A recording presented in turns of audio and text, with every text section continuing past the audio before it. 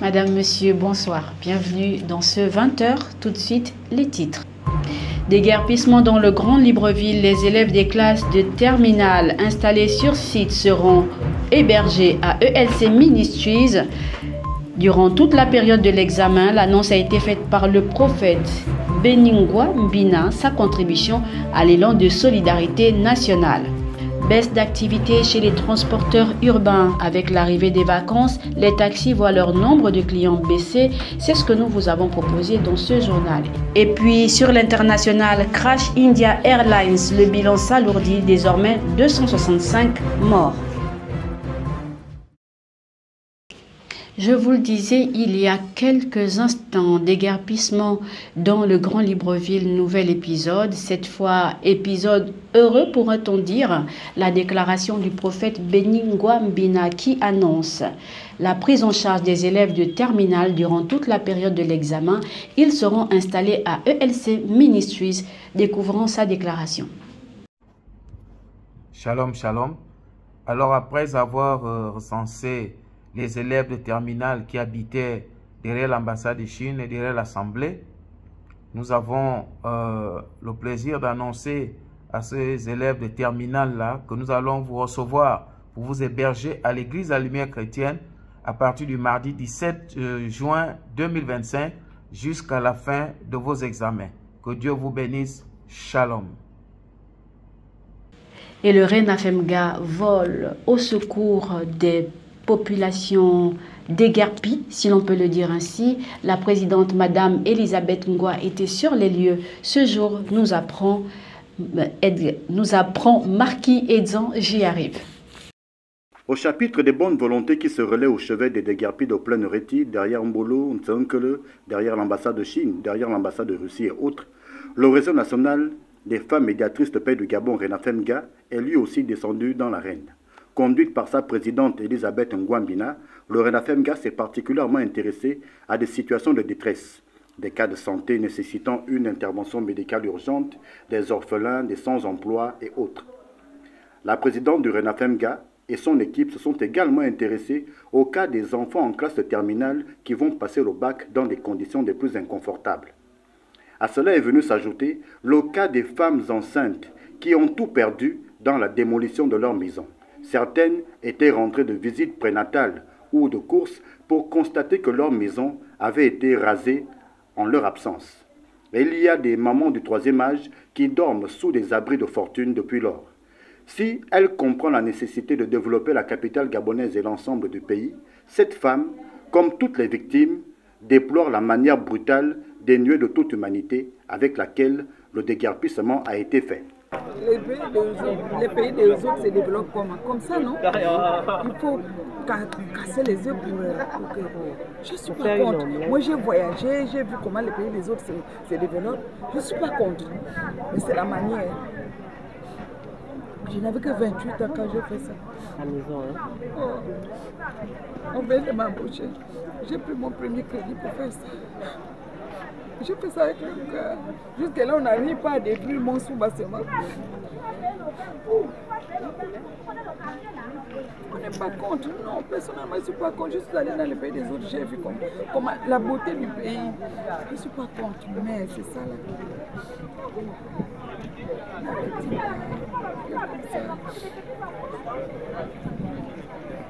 Autant de situations pour lesquelles il faut impérativement trouver des solutions. Le RENAFEMGA entend mener des plaidoyers en faveur de tous ces démunis. Bonjour, nous sommes les médiatrices de paix, nous sommes venus nous enquérir de la situation.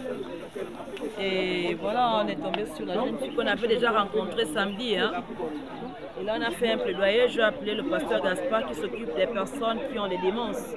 Voilà, parce que cette jeune fille-là, Elle n'est pas très bien et puis elle est malade. Donc demain matin, avec le pasteur Gaspard, on viendra la chercher pour l'amener à Mélène.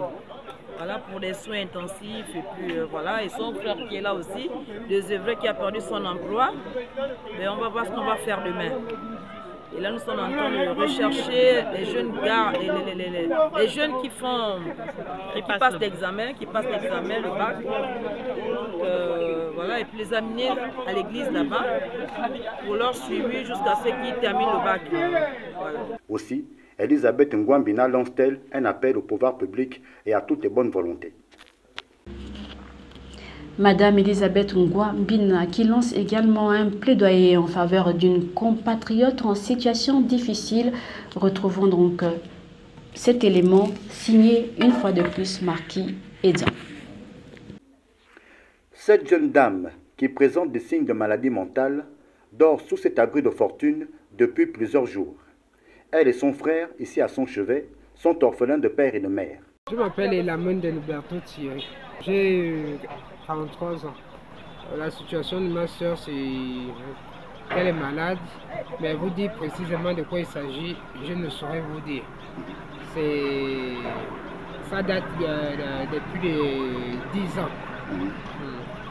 Elle vivait, quand elle a commencé ça, elle est allée en province, et c'est de la province que je l'ai fait revenir ici. Et ça fait 3 ans que je m'en occupe. Et pour mieux m'en occuper, j'ai dû quitter mon emploi, puisque mon emploi ne me permettait pas d'être sur place.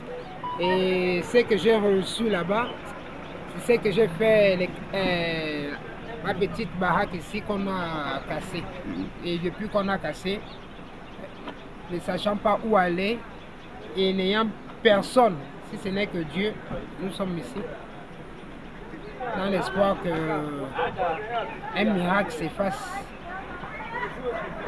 En bref, voici notre histoire. Les parents sont décédés, ça fait plusieurs années. Ça fait 3 ans que je l'ai en charge. J'interprète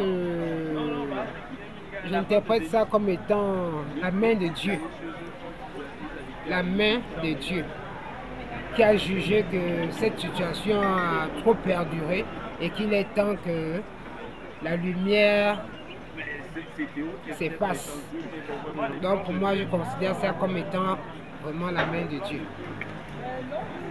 C'est au cours d'une première visite d'évaluation sur le terrain que la présidente du réseau national des femmes médiatrices de paix du Gabon, Renafem Ga, est tombée sur ce cas.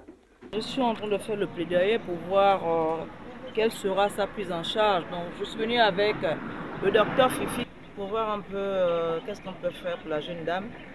Et elle disait que dans un premier temps, il faut qu'on l'amène pour voir un peu, pour faire une analyse, voir exactement de quoi il est question et puis il va s'en suivre une batterie d'examens à faire.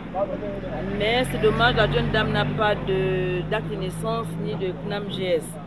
Ça va être un peu compliqué pour la prise en charge, donc on va faire le plaidoyer avec tous les médecins pour voir qu'est-ce qu'il faut faire. Touchée par cette situation de détresse extrême, Elisabeth Ngouambina a notamment fait venir le docteur Fifi Clerada, épouse Louembe, pour une évaluation sommaire. Le médecin a de suite conclu à une urgence sanitaire pluridisciplinaire. Bon, en fait,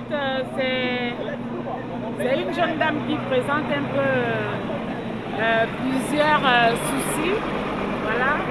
Là, en l'évaluant tout à l'heure, là, nous avons constaté un retard psychomoteur, un retard cognitif. Donc, ce que nous allons faire, c'est l'évaluer sur le plan neurologique. Et les neurologues vont nous dire quoi faire. Parce que là, après l'évaluation, je crois qu'il y aura une prise en charge à long terme. Il y aura une prise en charge spécialisée parce qu'il lui faudra des séances de psychomotricité, orthophonie et même la kinésithérapie motrice. Donc, avec ça, il faudra qu'elle ait la CNAM-GS, mais malheureusement, elle n'a pas d'acte de naissance. Donc, nous avons vu un peu les parents pour savoir où est-ce qu'elle est née, puisque nous sommes dans la campagne de un Gabonais, un acte de naissance. Donc nous sommes en train de voir si on peut faire quelque chose pour elle, c'est-à-dire en allant voir le registre de naissance, voir dans quelle mesure on peut faire un certificat d'âge apparent en vue de faire un jugement supplétif via le cabinet qui s'en occupe. Donc nous profitons aussi de cette occasion pour interpeller le ministère des Affaires sociales pour voir ce cas plus particulier. La prévoyance sociale, qu'est-ce qu'on fait dans ce cas-là? Parce que nous sommes face à une urgence. C'est une urgence thérapeutique. Il faut une prise en charge là. Mais qu'est-ce qu'on doit faire pour cette jeune dame? Et nous remercions Madame Ngwambina qui nous a appelés pour venir sur le terrain pour l'évaluation de la jeune dame et assister également tous nos frères et sœurs qui sont en difficulté. Ce cas, comme bien d'autres, interpelle les autorités compétentes, au premier rang desquelles les ministères des Affaires sociales et de la Santé. Alors que les mesures de déguerpissement continuent de faire couler beaucoup d'encre et de salive dans les quartiers dits également à risque, c'est désormais l'inquiétude. Les travaux qui avaient été lancés, les travaux de construction qui avaient été lancés sont